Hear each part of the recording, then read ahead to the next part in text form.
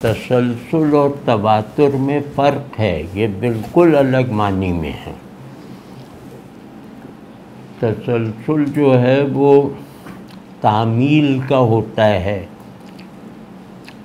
یعنی کہ میں نے کسی چیز کو مانا، ہم لوگوں نے، تب اس کے ماننے سے ہمارے اندر کچھ نتائج پیدا ہوئے ابتدا میں، اور وہ نتائج رسول اللہ صلی اللہ علیہ وسلم کی اتباع سے پیدا ہوئے۔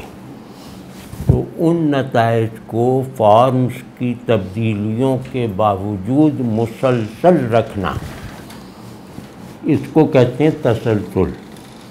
یہ اتباع رسالت ہی کا دوسرا نام ہے، تو اس کے فارمز بدلتی جائیں گی، ایسنس ایک رہے گا۔ تو جس میں ایسنس ایک ہے اور فارم بدلتی رہے، یا ایسنس میں بھی کہیں کچھ ہو جائے کہیں کچھ ہو جائے، رکھنا نہ آئے، تو وہ تسلسل ہے۔ تسلسل جیسے توحید ہم میں سے گزر رہی ہے اپنے نتائج پیدا کرتے ہوئے، تو وہ ٹھیک ہے، ہندوستانیوں کے لیے پھر وہ الگ ہے، عربوں کے لیے الگ ہے، اس کا لحاظ رکھا جائے گا۔ لیکن یہ کہ توحید بیان کیسے ہوئی ہے اور توحید کا لازمی مطلب کیا ہے، تو وہ متن کا تسلسل ہے، ڈسکورس کا تسلسل تواتر ہے۔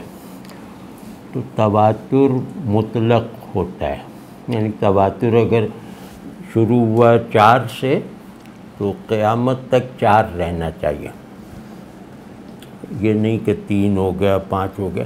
تسلسل میں اتنی سختی نہیں ہے۔